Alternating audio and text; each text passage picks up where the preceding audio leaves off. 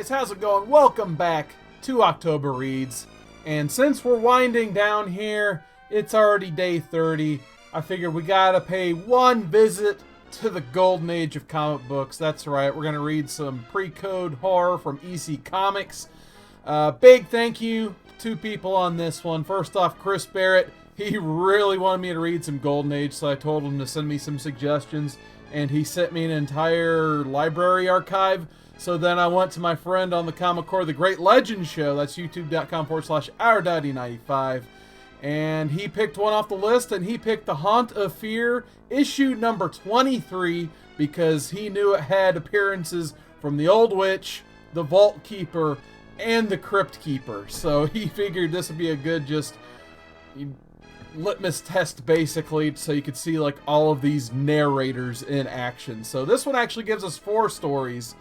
The Old Witch is the one who actually gets 2 stories in, but we start with, actually, yeah, the Old Witch starts, and the first story has to do with this girl. She is just doing horrible in her college course on ancient history, and she propositions her professor for a date.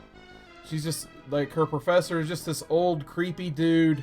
Yeah, the less said about him, the better, obviously. But she tells her roommate, Mitzi, about all this stuff.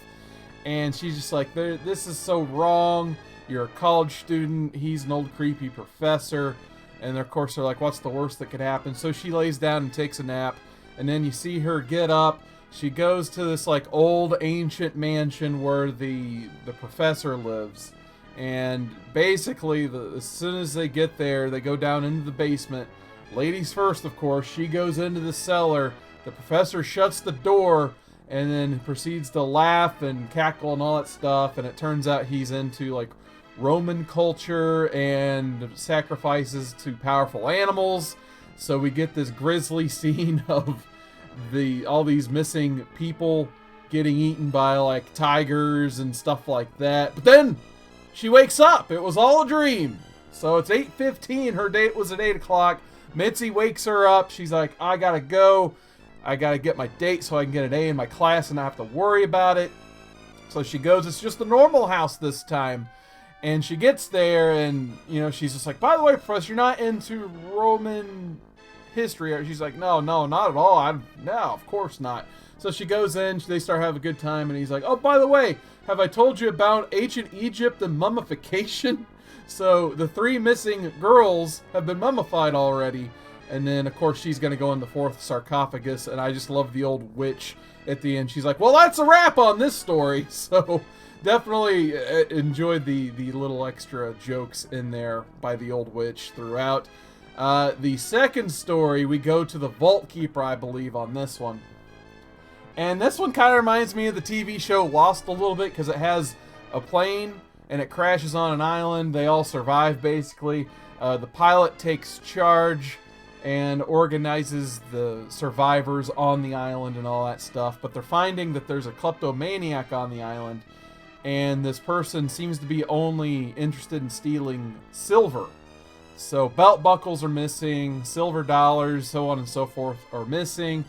And after about a few weeks on the island, a couple mangled bodies start to show up from the passengers.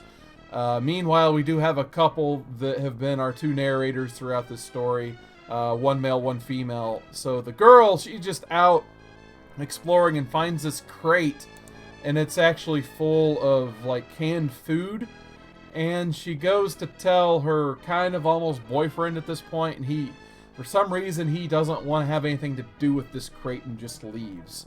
So then that raises her eyebrows. It's like, he's acting awfully weird. And then she actually finds a first aid kit with a hypodermic needle of silver nitrate in it. And that's like the big light bulb that goes off on her head. So she hangs around with that. One night she actually does go find the boyfriend when it's a full moon out. And she kind of telegraphs what's happening. The guy, he's turning the werewolf. She's like, I'm going to have to kill you now.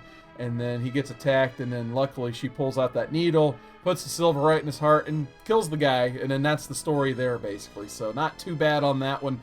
Pretty short and sweet there. The third one, we're going back to the old witch. She was absolutely, I think she has the most best sense of humor stories. This one follows a version of Hansel and Gretel that are basically eating their parents out of house and home, to the point where the father of the household wants to run them off. And there's just funny like background scenes where Hansel and Gretel are like eating steak and potatoes, really getting fat, and then the parents, they're literally taking turn gnawing on the same bone because the kids are eating so much. So the father walks them off into the woods, but Hansel, he's smart. He takes a whole bunch of pebbles with him because he knows what's going to happen. He's going to get lured out. They're going to abandon them out there.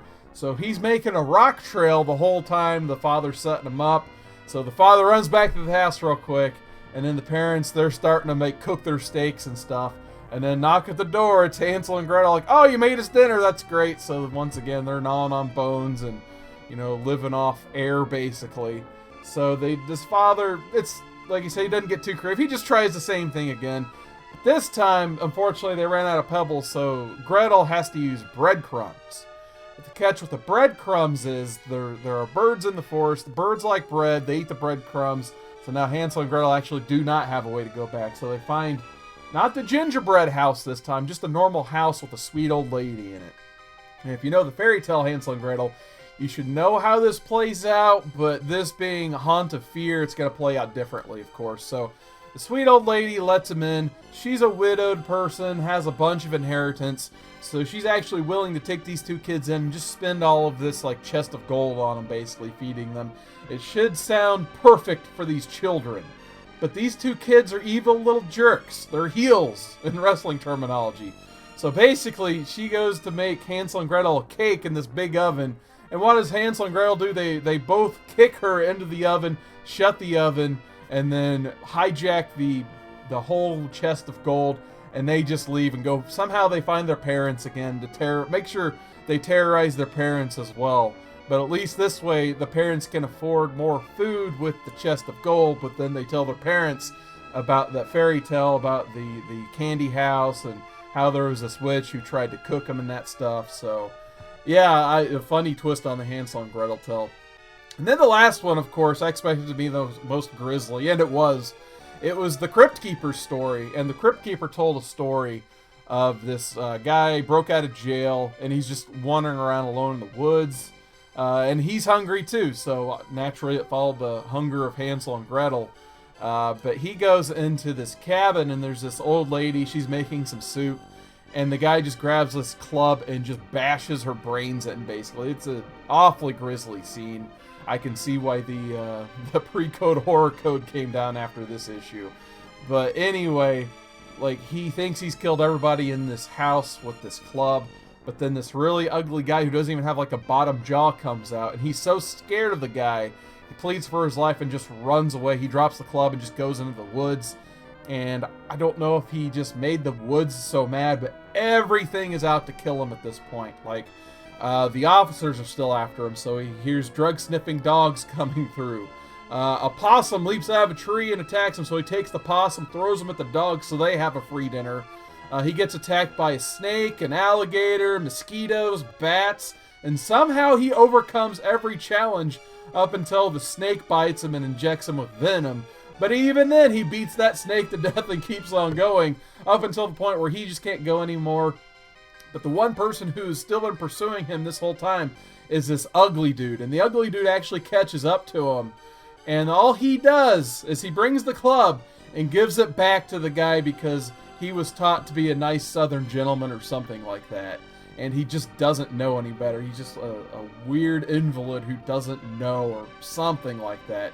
And he just leaves, and I'm assuming the snake venom killed the prisoner. But the guy, he was just pleading for his life, and then all that happened is he got his club back. So, wow, was this a crazy read. So, Haunt of Fear, it definitely makes me want to dive into some Golden Age. This is my first Golden Age read ever, to be honest. And I've kind of been putting it off because I didn't really know where to start and all that good stuff, but I'm very happy that Chris Barrett and Great Legend suggested this, so big thank you guys. Yeah, I'm definitely giving this a 5 out of 5. I think I'm going to have to read some more Golden Age after this one. It was an absolute blast, so big thank you guys for the suggestion, and also thank you guys at home for checking out October Reads.